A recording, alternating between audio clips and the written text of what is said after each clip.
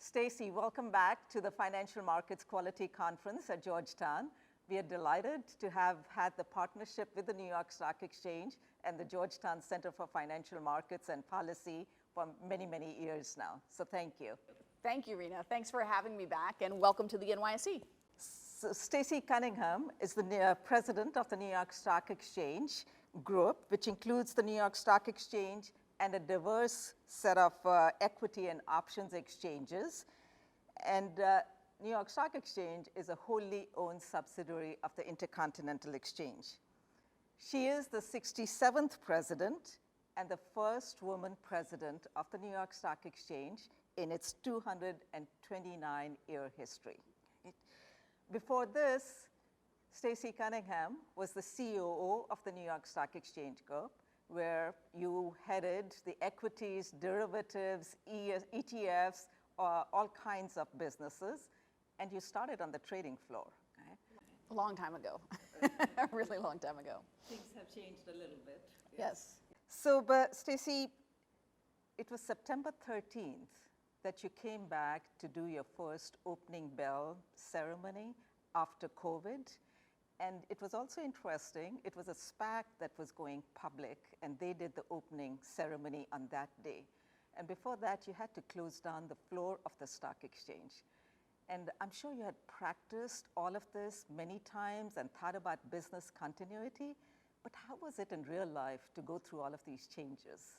Well, it's interesting, and you mentioned September. September is when actually we rolled out our vaccine mandate, but we only closed the trading floor for 9 weeks. So we had reopened in May of 2020, and the first company that came in to ring the bell then, one of the CEOs called and said, I don't care if I have to wear a hazmat suit, I'm coming in and I'm ringing that bell. So we learned very quickly that we were going to have to find a way to safely welcome people into the building and celebrate those important milestones. I mean, an IPO is such an important milestone. But fast forward to September of 2021, and it was an interesting moment. There were so many things highlighted when you think about vaccine mandates and SPACs going public, and it really was representative of so many of the elements that we had to put into place, and what we've learned from those experiences over not just the past 18 months, but really getting ready for those moments. It's events that we went through as an industry years ago that put us in a place where we were able to shutter the markets and physically and close our offices and close the trading floor and still run as an industry all of the markets really, really well in March of 2020. And that's a testament to the work that we put into it. And some of those projects are not the most glamorous technology projects to be working on. When you think about your business continuity planning, you don't test those live, you don't get to see it, and it's not quite as exciting, but it's critical. And it was really tested, the industry as a whole was really tested, and we passed that test. And so I'm really excited to see what we can do when we put our heads together and deliver more resilience during times of uncertainty.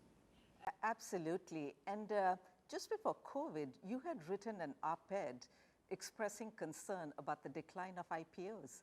And here we are. 2020 was a smashing year. Who would have guessed? Right? Who would have? And 2021 continues to be a record-breaking year with companies raising millions and millions of dollars on the New York Stock Exchange. What happened? Yeah, when you look back to March 2020 and you see that we were facing 1,000-point declines in the Dow Jones and major market moves, nobody would have expected that 2020 was going to be shattering prior capital raising records, and it did. And then 2021 surpassed those records, just part of the way through the year. And so that is a shift in the trend that we're seeing with companies going public versus staying private, which is important because, as you mentioned, the point I was making in that op-ed is we can talk a lot about the reasons why companies stay private, but we don't spend enough time talking about what's the downside to that, what's the implications of it, and are we really recognizing what that represents? And there are a number of things. Companies are growing in the private markets to much larger organizations without the discipline and the oversight that comes from a public listing. And so there's a lot of good governance that comes from the public markets. And so companies are getting much larger. Sometimes their bad habits are growing with them because they're not just a startup that's getting their, learning the ropes. Their valuations are not based on many buyers and sellers coming together with information to really value a company. It's based on just a handful or perhaps sometimes one investor setting that valuation, which the public markets then need to reprice. And so that's a concern as well. And when you also look at just the impact that has on access to opportunity. So our mission at the NYC, I mean, you mentioned 229 years, some things have not changed. A lot has changed, but some things are the same. And our mission is still to help companies access capital so they can grow and expand their businesses. They go out and change the world, and they're creating opportunities for others to share in that success. And that second part is really important because we need to make sure it's a story of shared success.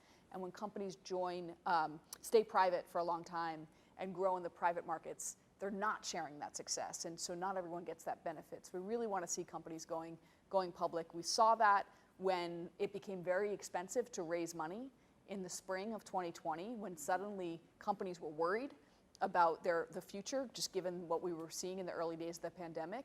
And it was so much more efficient to raise money in the public markets. And so I think companies who had stayed on the sidelines for a long time thought, I shouldn't always assume they're going to be ready for me whenever I need it. And then money was cheap. It was easy to raise money in the public market. So we saw this pendulum swing. We didn't expect it to be so sustained. Frankly, it surprised a lot of people that it continued to see so many companies going public. And companies have more choices now about how to go public. So it's a really good time in the capital markets, and it's exciting what it means. I'm excited by also what it means for so many people and investors, including the class of retail investors that we've welcomed to the market in 2020 and 2021. So companies raised capital and they went public in different forms, right? The traditional IPOs, but then SPACs took a life of their own, and they had direct listings. So there's been a lot of that going on, but at the same time, regulators have been somewhat concerned about SPACs. They've been concerned about direct listings, raising capital with direct listings. How do you think about that? Well, I think we need to recognize why companies are going public and what are their goals. And it's always important for all of us running a business to take a step back and say, what's changed and what are we trying to accomplish, and should we rethink how we're doing things? So this idea of direct listings really started with Daniel Ek, who's hanging on the wall over there, and he's the CEO of Spotify, and Barry McCarthy, who's the CFO, said, well, we're not going public to raise capital. Why don't we rethink how we do it? And so we worked with them on coming up with a direct listing and finalizing a plan that they could go public without raising capital. And that was a real innovation based on the fact that companies were going public for different reasons from what it used to be. And that's an important distinction. If you think about the value, the benefits of being a public company, access to capital, really efficient. Liquidity. So if you have early investors or employees that want access to liquidity, being public makes that much easier. Currency, so they can use their shares to engage in M&A. And also the credibility and visibility of being a public company. Those are all benefits. It used to be that companies were primarily going public to raise money. And that shift has really been significant. As we talked about, companies were staying private because they had access to capital, because they had alternatives, which means if they're not going public just to raise money, well, let's think about how they go public. An IPO is all about raising capital, selling shares to a subset of investors the night before, and then being public the next day. So a direct listing decouples that capital raising from going public, and it allows them to file their documents with the SEC. So they're still filing an S1 or an F1 for a foreign private issuer, and they're still meeting the standards of a public company, but they're just not selling shares the night before, and the market is pricing their shares, which that's just exciting to me as a markets person, as a markets nerd. You just think this is how it should work, that there should be real price discovery. We filed with the SEC to add a capital raise, to your point, on top of that, to say, what if a company does want to raise money at the same time, but they still like the idea of the market pricing that offering? That's where we received approval from the SEC to do that, but we've received some pushback on mechanics around how that would work. And so we need a company to really break that mold the way Spotify did with the capital raising, which is a little harder to be patient when you know you need to raise money at the same time. SPACs is a little bit different. So SPACs, in that case, you're negotiating with a counterparty. So you have a little more control. And what used to be, if you think SPACs aren't new, I mean, they've been around for a long time, but they were a mechanism for companies who weren't quite ready to go public or might have trouble getting public, it offered them an alternative path where a sponsor would help get them into the market. And that's really evolved as we've had more sophisticated sponsors launching SPACs. And that's become another way for a company to get public, and much larger established companies are choosing that path as well. Because the sponsors are raising money, and some of the mechanics around a SPAC are they have 2 years to find an acquisition to bring that company public. And after that clock expires, they need to give the money back to shareholders, which is why the SEC is somewhat comfortable with the structure. So their incentives are to find a company to get public. And that's where there's some concern. And when your incentives aren't necessarily, when there are conflicts within the incentives, we need to make sure that they're disclosed, that they're transparent, so investors have that visibility. There are a lot of mechanisms built in that protect investors, but those disclosures become a really important part of the process in order for investors to make the best decisions for themselves. Yeah, it's a good thing that investors have the option to redeem. Yes. If they don't want to go through, they have a right to vote on the SPAC deal. So there are a lot of mechanisms built in. There are, but when you're talking about over 400 SPAC companies live now looking for targets, they might be inclined to try and bring a company public that isn't really ready for the public markets in order to get their SPAC deal done. And that's where I think the SEC is a little bit concerned, and some of the investors are concerned that the incentive structure isn't necessarily in the best interest of investors if they're not reading the information that they're given, so that they know when to redeem and they can have full disclosures around the mechanics of a deal. It's interesting, there are actually some academic studies, and they're showing how the SPAC structure has already changed in the last year. Yes, and same with direct listing. So it's really, I mean, that's true of any innovation. When you see new innovation in the market, you start to see even some of the more traditional providers of technology or whatever service it might be rethink their own offerings in order to remain competitive. And so now you're seeing things like lockups on IPOs being renegotiated.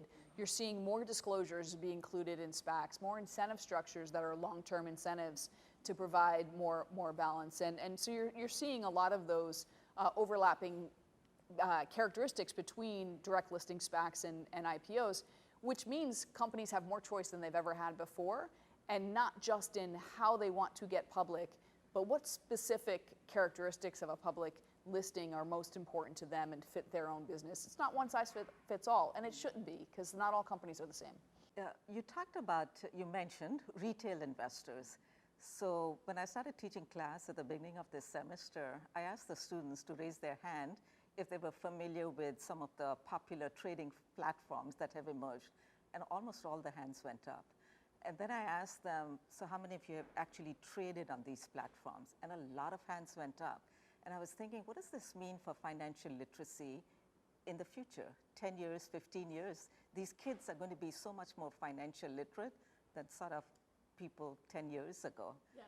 What are your thoughts on where is the retail trend going? Anything that we can do to increase the level of financial literacy is a win. And that is really important for us as a society to make sure that we are doing our part to teach people about financial literacy, about how to manage and invest for their futures. That's so critical.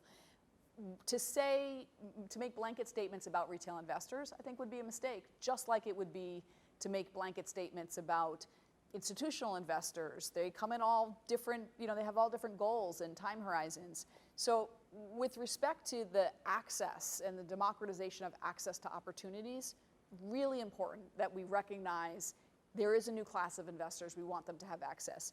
We need to make sure that all investors have the information that they need. And that's what the regulatory environment in the US is all about with our markets. And that's one of the focuses of the SEC. It's one of the focuses of the New York Stock Exchange around disclosures and transparency. So investors have the information that they need to make informed decisions. We want to make sure that investors understand the dynamics and the risks in the market. And that is not a statement around retail investors. I think sometimes I hear responses, or perhaps I read them on Twitter, responses from retail investors saying, you don't need to protect us. And it's not about protecting that trader or that person who's looking to invest in the market. It's the category more broadly of all investors, and not all retail investors are equal, right? When we saw some of the activity in the meme stocks in January, very often I heard, well, we know what we're doing and we're okay with it, and we know we can lose money, and that's okay. Well, they're also trading against other retail investors who personally would send me emails and say, what the heck just happened? And like, I didn't know this was possible. I didn't understand what was going on. And so I need to worry about those investors too. And so to make a blanket statement about all investors would be a mistake. And so we need to put a framework in place that provides protections for investors of all sizes. And just like to say, you know, hedge funds have a certain goal would be wrong, right? I mean, there are different styles with different goals. And so literacy is certainly a big part of it. Education is a big part of it. Taking a step back and looking at what are the practices and shifts and trends in our regulatory framework and the market structure that exists today, and should we make changes based on how the markets have evolved? And the answer is always going to be yes. It always should be yes. And if we're not doing that, I think we're not doing our jobs. So we've talked about IPOs and retail investors. Retail investors are still not getting huge allocations in IPOs. Well, in a direct listing, they are. It's one of my favorite things about a direct listing. It really democratizes access to that opening trade. And a retail investor is on a level playing field with the most sophisticated institutional investors out there. And they have the opportunity to participate from trade one in a direct listing. And that was really important too. And I talked about Daniel Ek, the CEO and the CFO of Spotify. The CEO was really focused on democratization of access, making sure the information that was being shared was available to all investors, not just those on the roadshow. And the CFO was really also concerned about the cost of capital. So if you sell shares in an IPO and it pops 100%, people say, great IPO. Well, two things there. If you're the one that sold it the night before, that's not great. And if you're the retail investor that couldn't buy it until the next day, because you're right, they don't get a large allocation in the traditional IPO format. And if they can't buy it till the next day, then they're missing that pop and that growth. So that's one of the things I love about a direct listing. Yeah. I mean, it's great about direct listings, but you know, direct listings are tiny compared to all the SPACs and all the traditional IPOs that are going on. So somebody who's studied IPOs for the last 2 decades, I still find that the retail allocation is pretty tiny. It is, and especially when you're thinking about consumer brands, when there will be a lot of retail demand and participation. That's part of what pushes it up the next day when there was not enough access to that opportunity. And direct listings are a very small part of the market, although increasing. And so I think it's interesting. I would keep your eye on the space, because we had one in 2018, one in 2019, you know, and now we've had 7 or 8. So it's picking up. Okay. And so what do you think about what the SEC is looking at in terms of payment for order flow, gamification?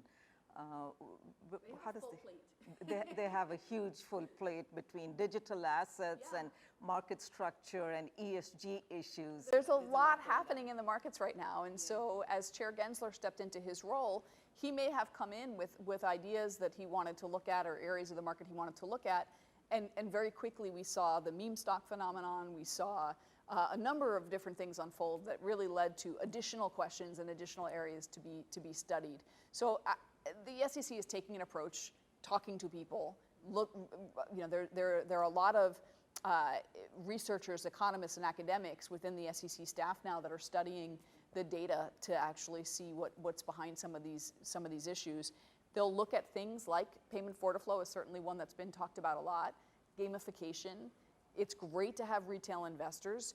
We don't want to take advantage of those investors. And so there just is some truth to that crowd mentality.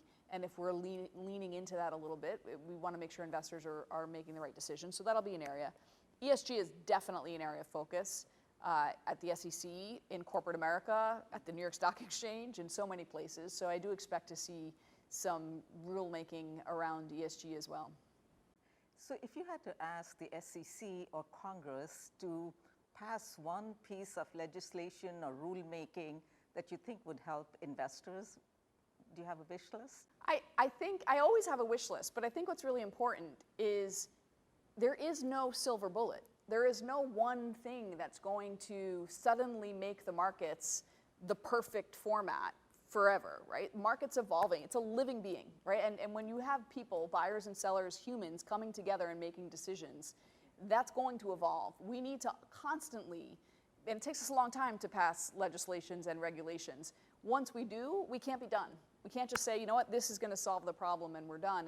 And that's part of what we struggle with sometimes is some of the decisions we made in the past no longer apply the right way, and it takes a long time to evolve them. And so that's my ask would be, don't sit still and don't you know, we need to constantly be looking at, based on the facts today, what would we do and how should we evolve our markets? And there are certainly some legacy components. I mean, the fragmentation in the market is one of the problems that we have. It was implemented by design in order to create competition, which was the right thing to do when there wasn't a whole lot of competition. But the pendulum has really swung too far, and I think we need to address the fragmentation that exists today. So, but talking about innovations that are taking place in the marketplace with respect to services, products, can we talk about digital assets a little bit? Yes. So ICE has been sort of at the forefront, right, and got involved in digital assets early on. What about the New York Stock Exchange? How are you thinking about digital assets? Yeah, well, and so the NYSE took a stake in Coinbase, as you mentioned, back in 2015 or so, and that was really to learn, right? This was a new and evolving area. We wanted to understand it better, and so it clearly was an interesting part of the market. We launched Bakkt, which was, you know, and as you mentioned, NYSE is part of ICE. So when we think about where we're going to focus, it's really across the board. And so ICE launched Bakkt, which is a company that was designed to buy, sell, spend, and store digital assets. Started with the first physically delivered Bitcoin future. Really evolved from there to be digital assets more broadly, which is where I think we're going to start to think about a lot of these things when you look at your airline miles and your hotel points and having a digital wallet where you can spend things. So that was the direction Bakkt went in. And we just went public on the New York Stock Exchange via SPAC to bring it all together and recently. When you think more broadly in the financial markets around the underlying technology and all of the different components that exist when you talk about cryptocurrencies, certainly we're going to see regulation come together. And we talked about the full plate that the SEC has, but cryptocurrency will certainly, I would expect to see some framework around that, which will help determine how disruptive will it be and what innovations can we take from that. And so as a very highly regulated exchange, we're not going to be, you know, we're not going to color outside the lines with respect to the regulation that exists today. So, you know, there were some statements that the SEC had made early on in the cryptocurrency days, which made it clear that we need to see what the regulatory framework is going to look like before we're listing tokens. But certainly digitizing investments is coming. That's definitely an area of the market, and we're closely, you know, obviously having a lot of conversations about that. Yeah, I find it fascinating that the private sector is moving ahead, and you see the now trillions of dollars worth of digital assets, but even though there has been a lot of regulatory push from many different regulators, and yet it just continues. So it's going to be interesting to see when regulators do provide some clarity, what that does to the market. Yeah, where it's not new that regulation would follow innovation. Think about automobiles. You didn't have seat belts right away. You didn't have a lot of the safety mechanisms, and for 20 years until after they were introduced. What's really interesting is sort of the crowd force behind some of these initiatives, and looking at, I mean, talk about automobiles and the safety mechanisms, but then you look at ride sharing, which was not necessarily a regulated industry, and by the time the regulators caught up to that, it was really a widely adopted service. And so it became more of a tweaking around the edges, and that might be where this goes too. I want to turn to ESG. Let me start with the S part. So NASDAQ came out with new rules about board diversity. Where's the New York Stock Exchange on this? I love this question because we do have a different perspective on it, but diversity is so core to us. I mean, you mentioned I'm the first woman sitting in my role. How can I not be focused on diversity? We launched almost 3 years ago, 2.5, 3 years ago, the NYSE Board Advisory Council. Our approach to diversity is delivering solutions based on the power of our community so that we can drive the change we want to see. And so what we did was we brought together the council. It's 20 CEOs of NYC listed companies. We tap into their networks and ask them to give us diverse candidates that they would vouch for and recommend to sit on boards, so that anyone in the NYC community that's looking to add an independent director can have access to not only that database, but also the CEOs that recommended them and asked for those, get some color, because most board seats are filled that way. They're filled through referrals.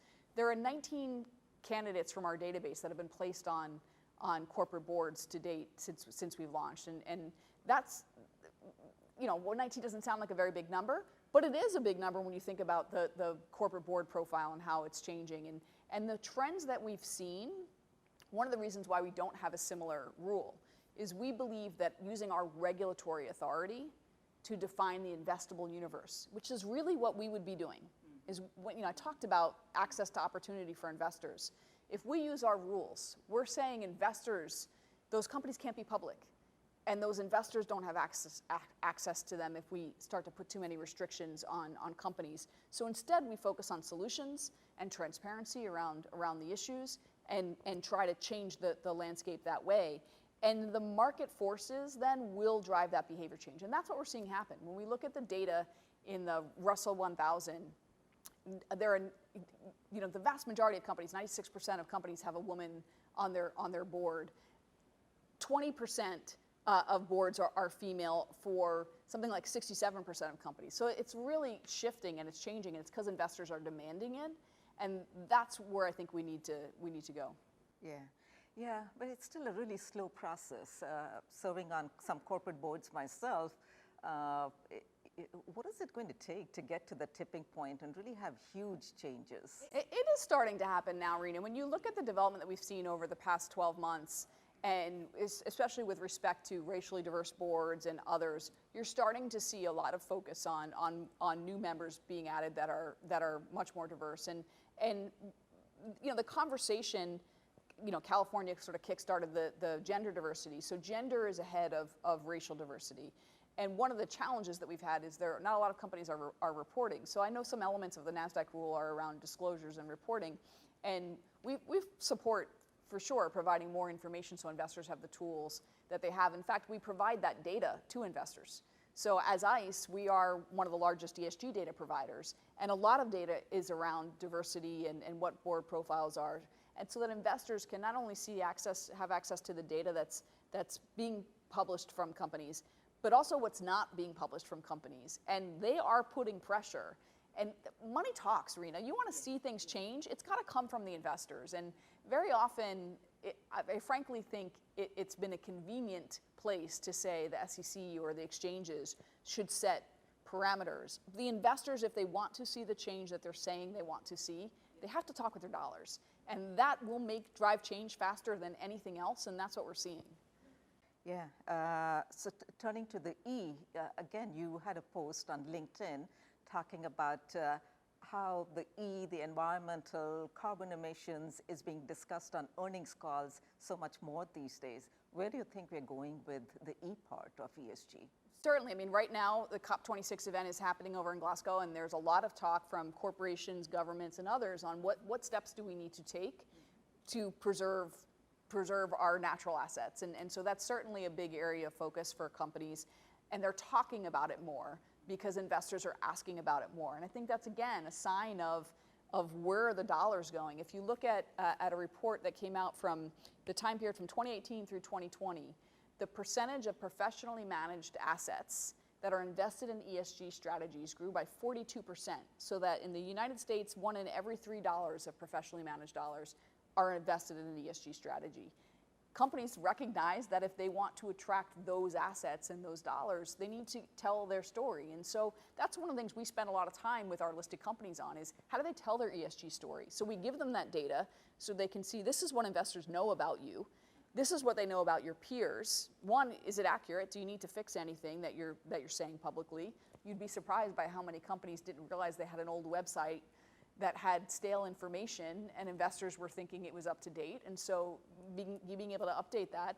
And then also looking for their vendors and their suppliers, all of that drives the ecosystem change. And so there's certainly a lot of focus on the environmental aspect within ESG, and that's good because we need to do that. And I talked about our approach and solutions-based, and I mean that's why we've looked at what other things can we offer to help expedite this process, and we announced our plans to list natural asset companies to do that. So for companies that have the rights to ecosystem services, think clean water, rainforests, all of the things that are really critical to our living and surviving, they can list those as a company. So investors can say that they want to invest in those services. And it provides a solution where we can bring together companies, governments, and investors to drive the meaningful change that we need to see. And so that's an approach we'll take time and time again in order to make the difference and have the impact that we want to have more globally. And the power of our community is why we're able to do it. So is this what you're doing with the Intrinsic Exchange? It is, yeah. So Intrinsic Exchange came up with a innovative way to account. How do you value those services? So we all say priceless, but they're not really priceless. They have a value. And so what Intrinsic Exchange Group did was come up with an accounting framework to be layered on top of GAAP accounting so that these products can be listed as companies.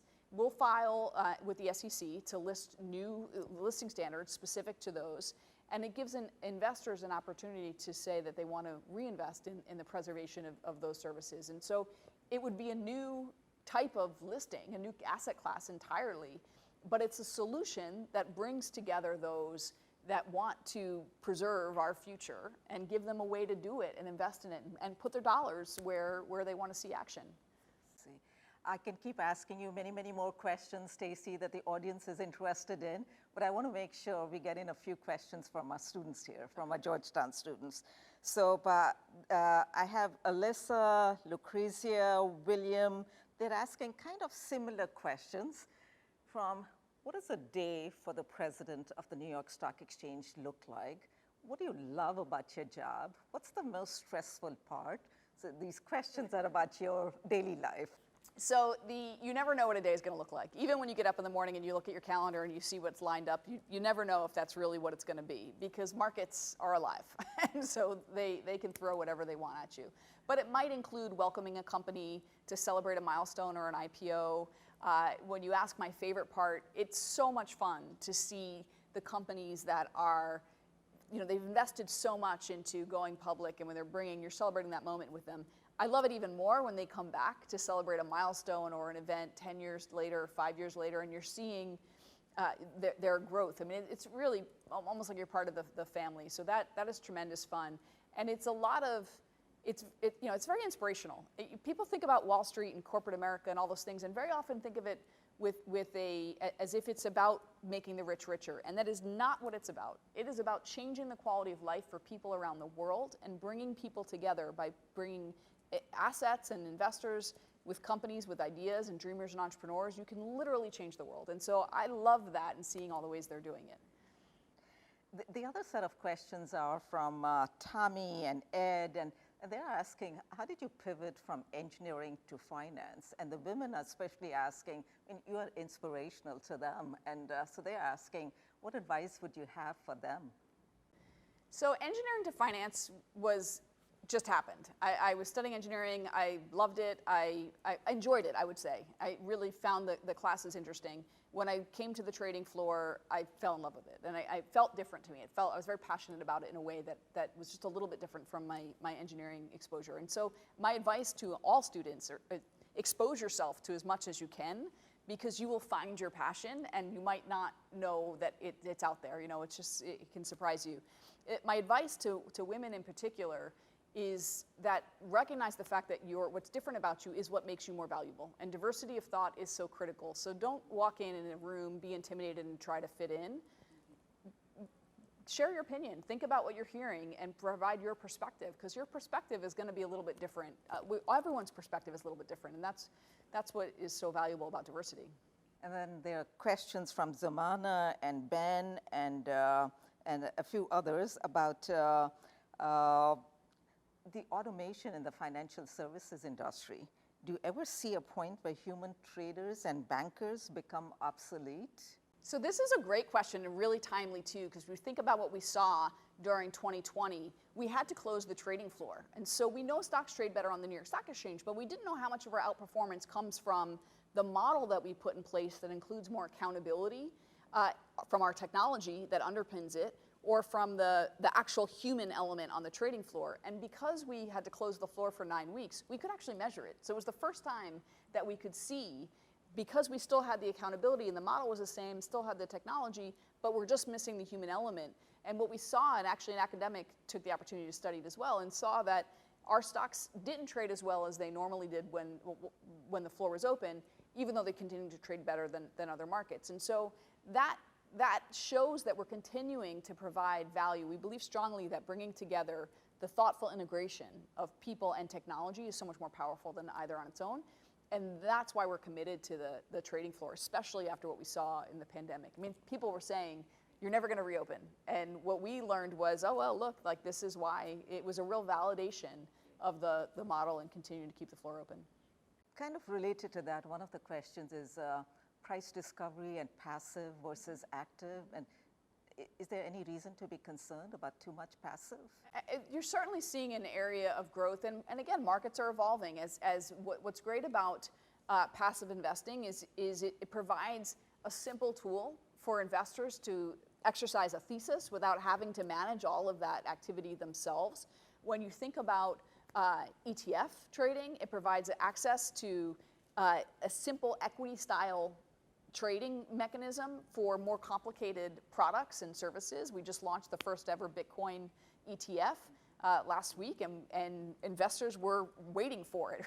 It hit $1 billion in AUM within 24 hours. So that is showing you that people want access in the wrapper that they're familiar with and that they understand in the equity markets. And there's more retail investment in the equity markets. So those are good things to provide more sophisticated tools to retail investors, especially as we're welcoming more retail investors into the market. Stacy, thank you so much for joining us for the 13th Annual Financial Markets Quality Conference. We really appreciate your comments. Thank you. My pleasure.